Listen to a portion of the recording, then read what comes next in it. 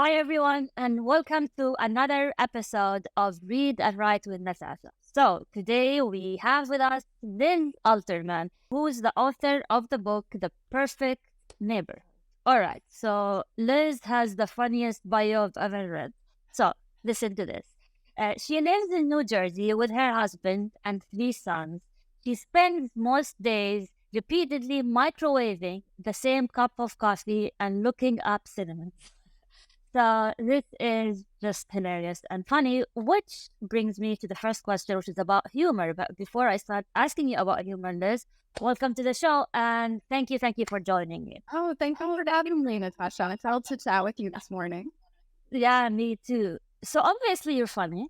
Uh, this it's from your bio, and I read a few articles about remote learning and llama, my Chrome is dead, so which cracked me up.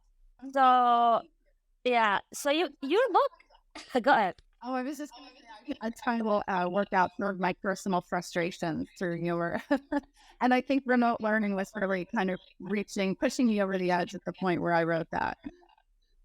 Yeah, this is. I mean, I also try to incorporate humor in anything I write. Doesn't always work, but I try. And but your book deals with a bit of a dark topic, and so I'm gonna let you tell us a bit about this book, and if you manage to somehow include humor in while you're writing about a dark topic. Oh, thanks for asking. So, the perfect neighborhood is set in a suburb, and I've lived in New Jersey most of my life. And so, while it's a fictional town in the novel, it is sort of based on different communities where I've lived in New Jersey. And I think there's always a lot of for humor within sort of the parenting community, that, gossipy kind of who's keeping the secrets about when registering stores for the good soccer teams or the basketball teams, or who's the best math tutor, but they really don't share with information every case you bump their child out of the way. So the centers on this, I guess, this neighborhood, Oak Hill, where initially all of the gossip focuses on a model and an actress, Allison Langley, who leaves her husband, who's a former rock star, as sort of they seem like this golden couple in the neighborhood. But when she leaves him in the middle of the night, everyone's gossiping. Is she coming back? What want in their marriage? If they can't make it work, how can we make it work? And then fast forward 2 months, and a little boy, Billy Barley, goes missing on his walk home from kindergarten. And suddenly, all of these people think, we were focused on the wrong thing. We were with the Langleys and their marriage, and we should have been worrying about possibly a predator in our midst. And they were so comfortable in this nice area that they thought really nothing could touch them. And so, even though it is kind of a dark, I would say hopefully suspenseful novel, I did try to bring in humor in just those characters of the kind of women and parents that you meet in a community like this. And then we do learn where Alice has gone, and the woman that she's living with, her old friend. I tried to bring in humor through that woman's voice because that friend, they've been out of touch, but they've reconnected. So Viv doesn't necessarily know everything that's gone on in Allison's past. So she brings a bit of comic relief, I think, to the novel, and because she's this like single gal, and then when trying to have a good time, and she wants Allison to join her in kind of her hijinks, and Allison is kind of trying to reconcile what happened to her when what led her to leave her. Okay, so uh it is set in suburbia, and does the name of the neighborhood is Oak Hill, right? Does it exist in real life, or did you invent it? Out of all different areas. And it's funny, where I live now, people will say, oh, you based this on this town. And then the town where I grew up, people will think it's already on that town. And then another where I work will think I would be based on that. Really, we're so similar. It's sort of positive everything. Okay, so why suburbia? I mean, like suburbia usually gets a bad rep. in general, like you have desperate whatever housewife, and this is always like these bad things happen in suburbia. Like think of Dateline, when like in this quiet suburban town where nothing happens. So, and like, is that a new trend now that everyone is picking on suburbia? And it's it's like, I live in suburbia too, and I can see why it inspires you. But why suburbia? Why did you pick suburbia? Why not like a thriving city like New York or so? That's a good question. I think kind of going on the right video. Okay. And so I think for years, I've been in my home almost 23 years. And so I guess I had thought about different like characters that I've known or situations that seem almost right for writing about, and how everyone sort of knows a little bit of a piece of information about someone else or about the town. And I wanted to kind of play with that and explore it a little further. But I love novels set in cities as well. So I think for me, I was just trying to go with what felt close to me or what felt appealing as a setting. Okay. And so you have three boys, right? Three boys? So yes. Okay. And so you're pretty busy. Right. And so I'm curious about your writing style. So this is your first novel, correct? Well, I actually wrote a young adult thriller that came out Okay. in April of 2021. And then I Okay. also written a memoir that Okay. came out, I guess, in November of 2021. And it's available through Audible on audio. It's called Sad Sacked, but it'll be out in print next June. Ah, nice. Okay. That's exciting. It, What's the memoir about? the memoir is about a period when my husband and I lost our jobs within 6 weeks of each other. So he had been in his job for about 18 years, and Oh wow. he knew there were some layoffs coming, but so far he had avoided them until one November day when he, I guess, was let go in about a group of 50 employees. And initially he was super excited because he got a nice severance package, and he had kind of been not so happy there, but he Okay. had this almost sense of security. There were good benefits. It was a role that, he knew how to do the job. It was fine. And he was kind of complacent. So he was looking at this layoff initially as almost the kick in the pants that he needed to get out there and find something new. And for me, I had only been in my role maybe about 2 years when I was let Okay. go. The company was kind of just laying off people by the hundreds, and they were getting ready to be taken over by another company. But so I guess I was initially panicked because I had seen my colleagues being laid off and not being able to find new positions. So the whole book sort of focuses on how my husband and I, we're home together, which I joke, people say for better or worse, but not for lunch. Suddenly we're looking at each other all the time. And we've got these three kids who are kind of, it was funny, my middle son, Ben, he just couldn't seem to process that his dad had lost a job, because my husband would come down and he would be like, wait, Dad, you still don't have a job? You're still here? What do you, wait, why is Dad here? And we'd have to be like, Yeah.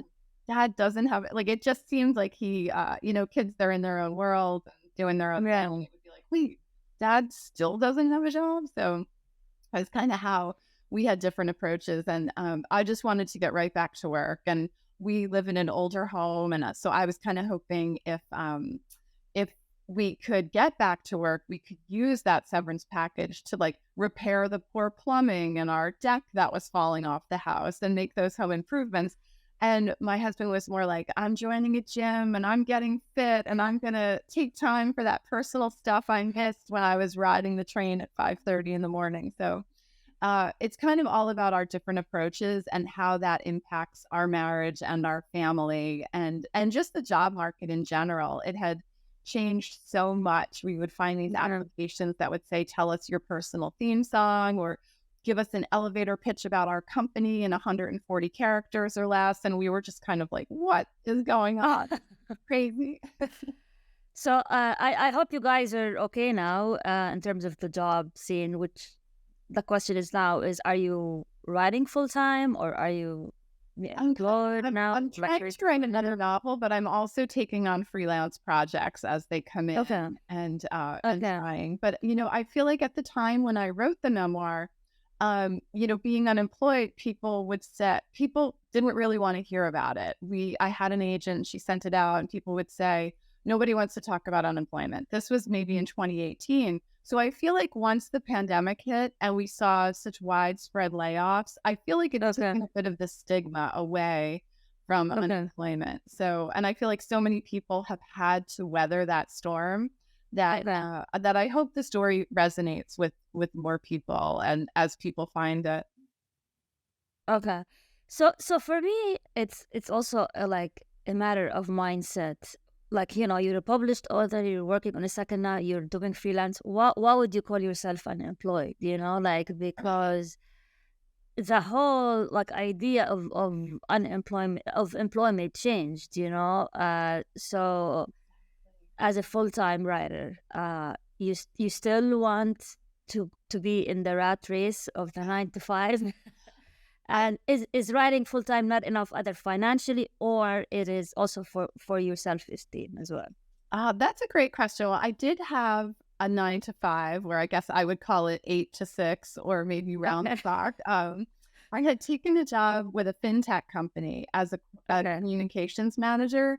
Okay. I guess right, maybe let's say April of 2021, and then unfortunately the role shifted about six Okay. months in.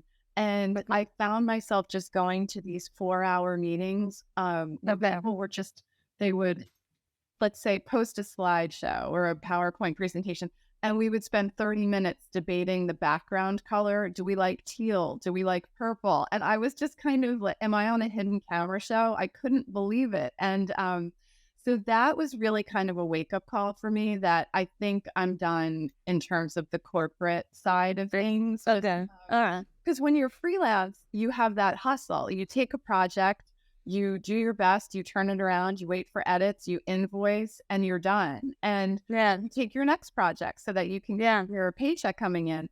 And Yeah. for these things, I guess with the way at least corporate America was going at that time, I couldn't understand having 20 people in a 4-hour meeting and at the end really have not accomplished anything and say, okay, we're going to meet back next Wednesday and we'll keep hashing this out. And I just thought, this is not how I am used to doing business.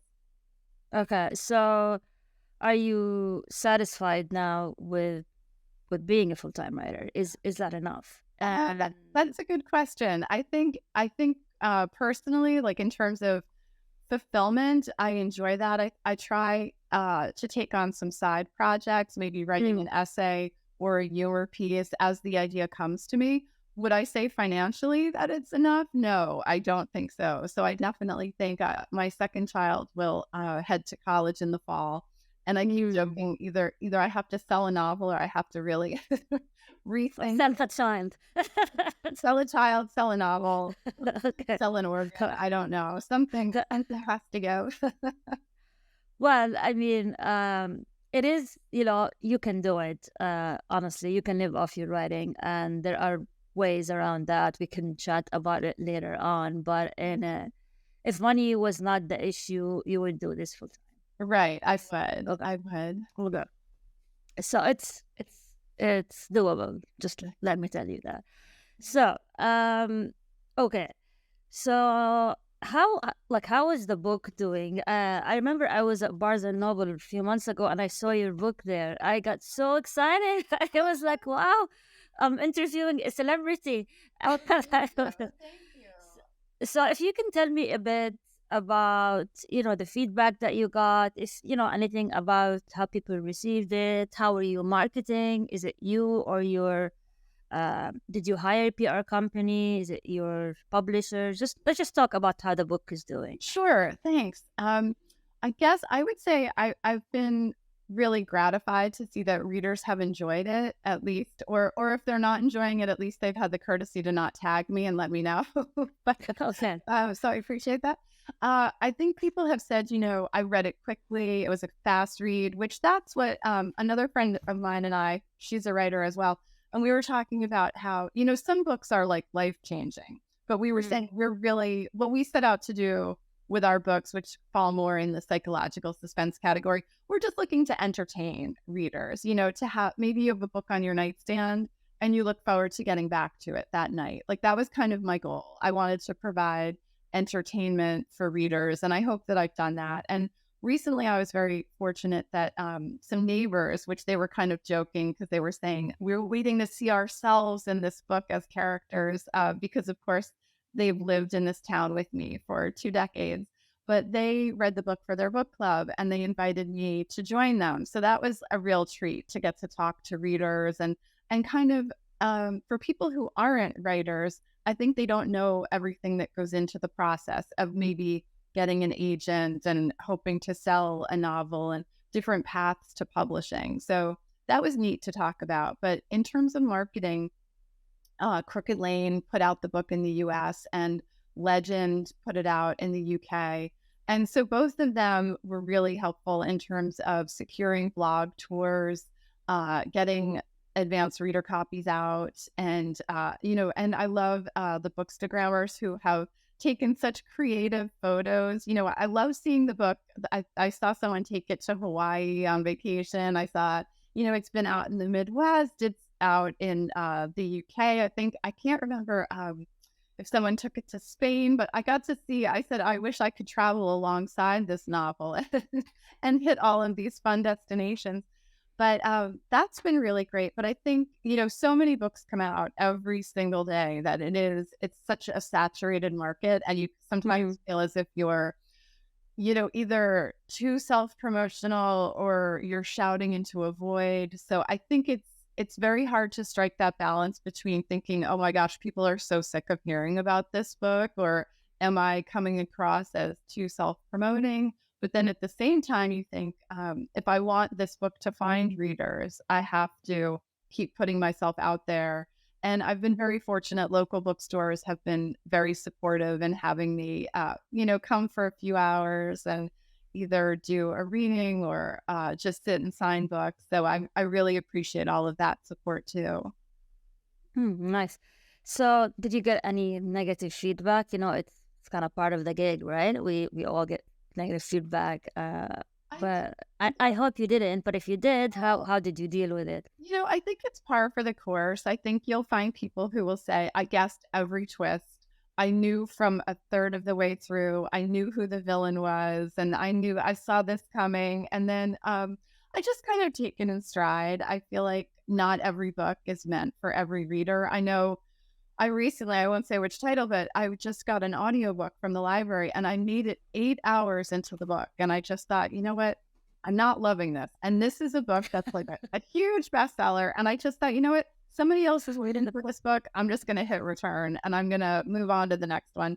And I think that's, we're fortunate that we have so many different genres to choose from that I can't realistically expect that this book is going to hit with everyone. And just yesterday, I was talking to someone about a book that I loved in 2022. And she said, yeah, I know everybody loved that, but I just thought it was, And so that's the game, I guess. Not everything is going to be a 5-star read for every reader. What was feedback that gutted you the most? That really went, I yeah. guess I saw one reader say, oh, I found so many plot holes. And I just wanted to say to her, okay, would you like to outline those? But there was something else that made me think that she put in, maybe she had the wrong character name, or Mm. there was something where I thought, you know what, maybe she didn't necessarily take the time. So I can't say for sure, but I wanted to write back and say, okay, could you list those? Because I'd love, just to either have the opportunity to explain maybe something or to think about it going forward, what didn't necessarily work for her. But like I said, I think there was a bit of something in there that was like a clue that maybe there was some skimming involved, or maybe I don't know. It's hard to say. So how how did you find your agent? and how was the process? And, I just want to know about the publishing journey. Well, I would say for this book, I sold it on my own to Crooked Lane. I didn't have an agent when by the time I started querying this. So I sent it to Crooked Lane and to a bunch of publishers that didn't require agents. And I Okay. ended up with 5 offers, which was Oh, wow. it was a shock because after I had had a few agents before this, and with my memoir and with my young adult thriller, and I would get some lovely rejections, like, "Oh, I really love the plot," but then you get those conflicting ones that'll say, some people will say, "I love the voice," and then but the pacing didn't work for me, and then you get the next Okay. one that'll say, "I loved the pacing, but I just didn't connect to the voice," Yeah. where people would Yeah. say, I love this, I don't know how to break it out.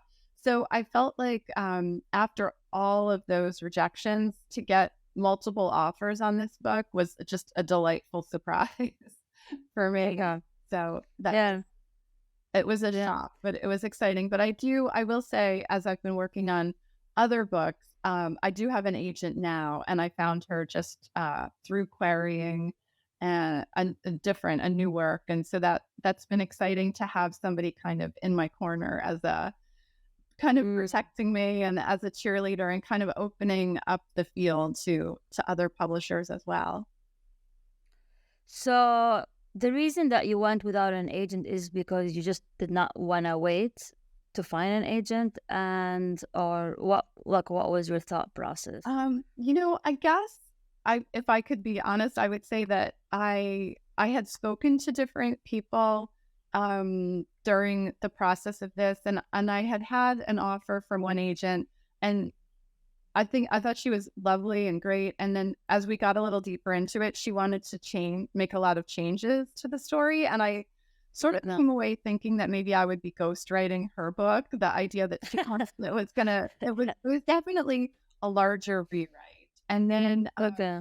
I had had someone else who was working with me, and then she just sort of ghosted me. And I later, when I said, like, this isn't working for me, I'm going to go my own way, she came back with a lot of excuses about why she had disappeared like that. But I felt like I had reached out enough times that she could have at any point let me know, I have this situation going on, and I'm sorry, I'll be in touch down the line. And so I just decided I wanted to move forward on my own. Because I think, Okay. like you say, that waiting, I think, can really kind of impact your, I guess, enthusiasm for your next project. And I think there's so much self doubt in writing and so much isolation that you sort of feel like if somebody is not with you, it's maybe better to go it alone. And that was kind of my thinking. Mm. So would you consider self-publishing? I think I would, especially I know it can be, I think you're doing so much marketing now on your own as an Hmm. author. I think a publisher, Sure. they have limited resources, limited staff. And as I was saying, I think they're putting out new books constantly. So those authors, as your book is in the pre-order phase and then the launch phase, those authors take up so much of their time and attention, and that's just natural and how it is. So I think you end up doing so much marketing on your own. And to your question earlier, I didn't hire a publicist. I think because my background is kind of in journalism and in pitching Mm. ideas. So I thought, you know what, let me just try this myself and see how that goes. And so I think if I hadn't had that background, I might have hired somebody. But I figured, let me just give this a go, write the pitch letters and see what I could do Mm. on my own. But I think self-publishing, if you're doing a lot of the work anyway, I think it gives you a lot of control. If you want to keep your title, if you want to design your own cover, if you know that you're going to have to put in so much time into marketing and blog tours and outreach. So I can definitely see where people would want to turn to that. And I think it's something that I would be open to, definitely. Mm. So what's your next book about? Oh, thanks for asking. I'm working on one right now that follows 2 families. The moms are very good friends, and their sons, who are in their 20s, are very good friends as well. And these two boys or young men, they live at a ski resort right now. And one afternoon they go skiing together and only one of them returns. And Okay. so it's kind of about how, where is that missing son, and how the families go about, can that friendship stay intact if, Mm, what I guess the son who comes home, his actions make them a little bit suspicious. Like, did he do everything right to try to find the missing friend? So it sort of explores a lot of different points of view. The two moms, what's going on with the guy who does return home, and then their siblings, and how, what's going to happen within those families, the drama that surrounds trying to maintain a friendship under extreme, you know, scary circumstances. hmm. Where did you get this idea from? Oh, that's a good question. I think I had seen a news article that was almost like the catalyst for that. Okay. Okay. Okay. So what is your writing routine, or do you have a routine, or do you like wait for inspiration? Like what is your day like in terms of writing? Oh, well, I try to, after I make that coffee and then microwave it 16 times, I usually I sit Yeah, like down. this one here. Yeah. Exactly. I sit down at my laptop and I try to I like the idea of trying to write chronologically, like starting. So in this book that I'm working on now, we start off on a Saturday and we're moving forward as this guy is missing and we're trying to find him. And but sometimes I don't have the ideas for what to do in the next chapter. But if I know that a scene is coming up ahead that I'm excited to write, I try to at least do something so that my day isn't me just kind of staring into space or scrolling through social media as I wait for inspiration. So I'll try to write ahead if I have an idea or outline something that I know is going to come later. But it is hard. I wish I were one of those people who could plot out everything and have a neat outline to go back and fill in. But I think, unfortunately, I seem to get the ideas during the writing process. Like, I have to kind of be in it to figure it out. And that's kind of how it goes, which can be frustrating, Yeah. Especially if I write something and then realize, okay, I have to scrap it. That's not going to work. Do you write every day? I Rain try. or rain or shine? I What try. and what time?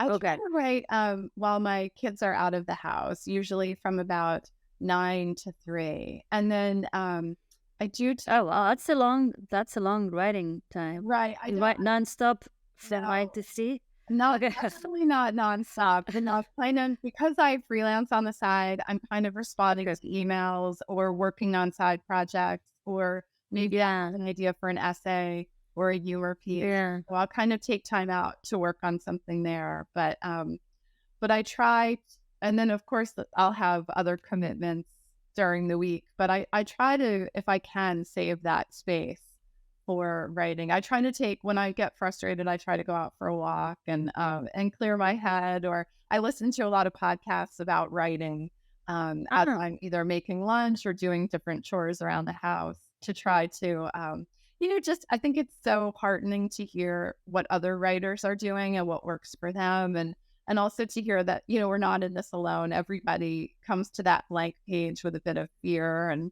trepidation. what kind of podcast? Can you name a few? Oh, sure. You know who I love? Camille Pagan. She is an author of a number of best-selling books, and she's also a book coach now. And hers is called "You Should Write a Book." And what she does is, what I like is, they're kind of maybe like 20 to 30 minute segments where she will speak with an author and Okay. kind of coach them through an issue that they're having. And she's Mm, very honest, but she's also very encouraging. So I okay. appreciate that. I also love A Bookish Home, which is hosted by a librarian named Laura, and she interviews a lot of authors, and they'll talk about sort of their journey or different aspects of whatever novel or book they've had recently come out. So that's always interesting to hear. I listened to one that really made me feel better about an author who, she loved a book. She had a book that did great, was the bestseller. She wrote another one and her publisher said, I'm sorry, that's not for us. So I guess you tend to think that when someone has achieved something, that the path is going to be straightforward, like they won't have those setbacks anymore, but that's not necessarily true. So I think it's important to keep in mind that, that the path does kind of vary. You're going to have ups and downs. It's not just a straight trajectory. And that I think it's also a good reminder to celebrate every win, every small win, because this is such a hard endeavor, as you well know. Yeah. Yeah. And So honestly, if I could just give another one I love is a writerly lifestyle by David Gwynn. He interviews kind of everybody that might be helpful to an author. Let's say he'll bring on an agent, he'll bring on maybe a publicist, bring on an author. So, and he's a writer himself, and he was querying his first novel, and then he got an agent. So I love hearing about that. But I mean, I could go on. I think I wrote a newsletter about the podcast that I love, like listing all. all right. Ah, nice. Okay, I should Yeah, read newsletter. send it to you. Yes, yeah. I love newsletters. Yes, I love newsletters. back and adding. And of course, I'm sure you listen to The Shit No One Tells You About Writing. That's a great one where two agents critique a query letter. And then usually for the second half hour, Okay, that's nice. they'll interview an author who shares their journey. And so I always, anytime I'm, out for a walk or cooking dinner, I usually have a podcast keeping me company. I listen to audiobooks I a love lot of time. Yeah, because especially when I walk the dog, that's like the best time. that. And so, okay, let me think. So you are during the day, which is like I'm in a very similar situation, and maybe you can help me out. Maybe you can coach me. So I spend, I write fiction and nonfiction, and I ghostwrite. I have lots of clients, and when it comes to my own work, I sort of like keep, postponing it because I have to, I have paying clients, right? And then by the end of the day, you're either exhausted or you're just you can't look at the computer anymore, especially if you do writing for a living. So how do you manage between like writing fiction or like and writing for clients, or like paying the bills through your writing, and then you have your creative endeavors?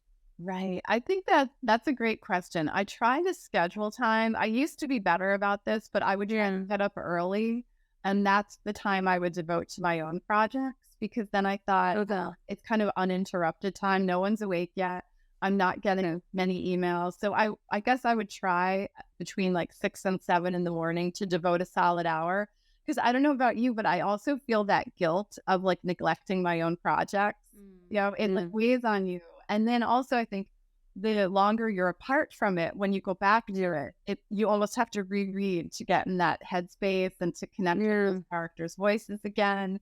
So I think that's what sometimes I forget the character's name. Like, who is this again? Like, it's just I'll leave myself notes. And this just happened to me yesterday. I had been working on another part of this book. And when I read the note I had left myself for later in the manuscript, I thought, what did I mean by that? What was I telling myself to do here? So I have to get better about my personal notes. But I think maybe just even if I take a break, like let's say if I'm working on projects for clients, when I'm going to eat lunch, I'll say, okay, I'm going to eat, but I'm going to keep my manuscript open. And even if I just do a little bit of editing, sometimes that can spark an idea of like, okay, you made a note of this here, like make sure you refer to this again later in the novel. And then I'll jot notes. And so even though it might not be a big chunk of time, I feel like at least I'm kind of touching the project, or I'm still connecting with it.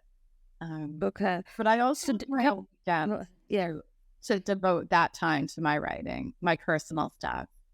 Yeah. Do you use any like specific tools to outline or to write your novel, or just the Word doc?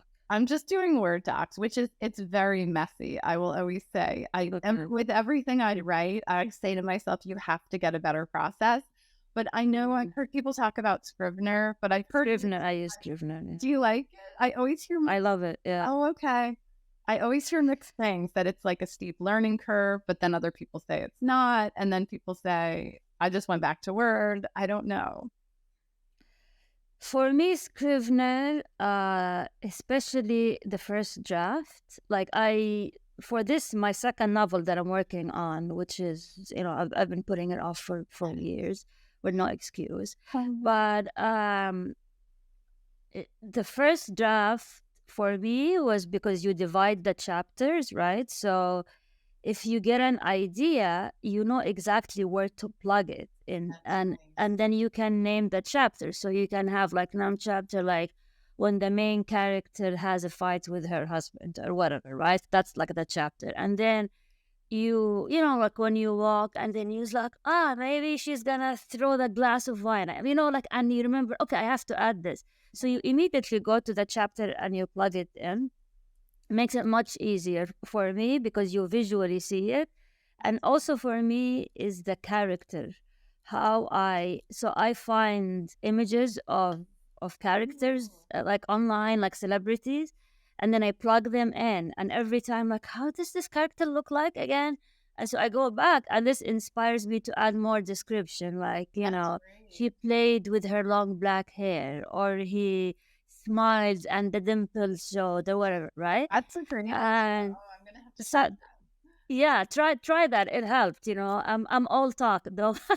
I wish I can go back to it, but get back to it. You will. Right? yeah, yeah. But that's I would highly recommend, at least for the first draft.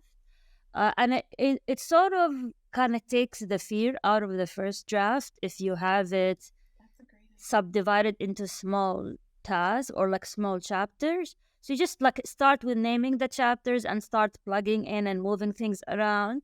It becomes like a puzzle, and it makes it more of a game, and so you kind of trick your mind into having fun with it than dreading it. So that's great. Yes, because right now I have about look at it. 37 Word documents open, and it's a mess. It's a mess. That's scary. I mean, for me, that is scary. Like, that would make me procrastinate. And then, like, the reason we procrastinate because we're dreading the task. Right. And if you make it fun, your mind will realize, okay, I'm not going to procrastinate. I'm looking forward to this. So exactly. That's great. Yeah, and then to see your characters, that must be like you're visiting a land. Yeah. Because I forget, and I'm working on different projects and nonfiction and short stories. I'm like, who is this guy again? It's like the person that, but it's fun. Every time I talk with someone on the podcast, I get really fired up and it's fun. Then like I go back to my novel, and then just and then get back to my other paying clients. It's a problem. It's very hard to divide, and I think when I mentioned Camille, I was very fortunate. She had me on as a guest. And one thing that I struggled with, and maybe you have some advice for me, but that whenever I'll hit a roadblock in a manuscript, I'll think I should be marketing the other books. Do you know what I mean? So then I will flick away and I'll contact a local bookstore, or I'll reach out to a podcast host, and then I tell myself, okay, you're not working on that manuscript, but you're doing marketing for the other works, and that's just as important. But I have to, so her advice was kind of just block off chunks of time and tell yourself, this is the time when I write, this is the time when I market. And I think that, because you feel very divided, like I want to work on this, but at the same time I want to keep this thing going. So you have to wear a lot of hats. I know, and with 3 kids. I know. I always wanted one to work for me. I see other writers where they've got like their kids on almost an assembly line where they're helping pack and send out. But my boys are kind of like, you're on your own. How the boys? How are your? I have 2 boys and a girl, so it depends on the mood. They make fun of me most of the time, but yes, I have that too. I know, and I don't know about your kids, but I will try to say, I don't know if you've seen certain authors, like big name authors, will for charity they'll raffle off a name. Do you want to name a character in my book? Or would you like me to use your name as a character in my book? So at dinner, I'll say to my kids, here's your opportunity. You can name a character, and nobody wants to play along. That's a good idea. It's probably my 5-year-old would like it. The others, too busy with their video games to care. Yeah, that's fun. I'm actually taking them to. We go there every year. It's a book festival here in Maryland called the Gaithersburg Book Festival. Oh, how fun! It's fun because they have like a huge children's section, and they love meeting the authors, and they have all these books where the authors sign. So it's I try to to make them realize that like reading and writing is very important. So started grooming them early. I know, it's so important. I was such a huge reader, but of course, my husband and I will talk about growing up. We only had like 3 television channels. You know what I mean? And you would just watch reruns over and over again. Books are such a love of mine and such an escape. But today they have so many between what's on the phone and all million channels on TV and video games. Yeah. And I'm proud of my son because he wants us to go on Memorial Day's weekend. We live in Maryland, so he wants to go to Baltimore to see Edgar Allan Poe's house. Oh, how cool. So it is cool. Yeah, so he asked me to get him the collection of short stories by Edgar Allan Poe, and he's been reading it. So we're all excited to go to his house over the weekend. Yeah. That's wonderful. And the other 2 might complain, but I don't care. I'm dragging all of them. Oh, that's wonderful. Yeah. But okay, so I always, like to conclude by asking the authors to give just tips and advice for anyone who's struggling or anyone who wants to write a book but just too overwhelmed, or someone who is in the trenches and just want to give up. So what kind of advice would you give? I would say, and this is something that I always talk about, is very early on, I joined a writing workshop. And that really kept me going because I think, like we were just talking about, you can make up so many excuses for yourself and they're all justifiable, especially if you're working. You only have so many hours in a day. So I signed up for a workshop before, I guess my memoir was the first full-length work project that I worked on. And I signed up for this workshop. And so every week I had to show up with 10 pages. And so that really kept me going. Almost like when people join a gym and you're like, well, I have to go because I paid. I felt like this, I couldn't show up empty handed. And then what I loved is that you would read your work aloud, which is another tip I would give. I think reading aloud really allows you to hear if you're overusing the same word, if you've mixed up your tenses, if the dialogue doesn't ring true. I think that's great. So we'd read aloud and then people would give you feedback right then. And so, sometimes it was hard to hear because you'd find out what wasn't working. But when you could hear somebody laugh at a line that you intended to be funny or somebody gasp at something that you were hoping to get a reaction, that really was inspiring to me to go back and go home and improve that chapter and then keep going forward. So that's something. I think it's also great because you hear, like, it seems like, especially if you're on social media, you see people announcing, like, I just got a deal or I got an agent, and it's not, and everybody's getting ahead of you, it's not that it's a competition, but it's easy to feel like, oh man, everybody else is achieving their goal or their dream, and I'm still plodding away on chapter 2. And so I think to be in that workshop and to hear other people who are kind of in the trenches with you of working through that draft was really inspiring to think like, I'm not in this alone. So, and when I worked on The Perfect Neighborhood, I was also in a workshop for that. And unfortunately, COVID hit, but we were able to go online and still meet virtually. And that really got going. And the workshop, was it, did you create the group or was it like an organized thing? Or exactly. So I'm in New Jersey and it was through the Writer's Circle, and they have, I guess, they have in-person sessions and then they also have virtual. and they meet in different places around New Jersey. So they have a few outposts. So it's easy for people, I guess, if you're in North or Central Jersey, to hopefully find a location that's not too far from you. Okay. And so that really helped. And they offer, whether you're beginning your novel or revising your novel or you're working on nonfiction, they have a lot for children and young adults. So they offer a wide array. And so I felt really fortunate to have found them. And that really kept me going.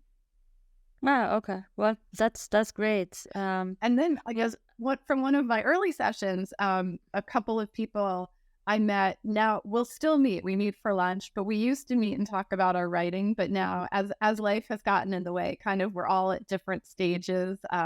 One woman, she's still working on her memoir, and one of the other writers, he has a chapbook coming out. So he's put his short stories together and found a publisher. And so we're kind of all at different places, but we've stayed friendly, which is wonderful. So it's great to have that, kind of a friendship grow out of it that you didn't necessarily expect. Great. So this been wonderful, Liz. Any final thoughts before I we can? appreciate everything you do to bring readers and authors together. So thank you. You're welcome. And for anyone who is reading, listening, or watching, don't forget to check out Liz's book, The Perfect Neighborhood. So, and thank you everyone for spending this hour with us. And until we meet again. Thanks, Natasha. Thank you.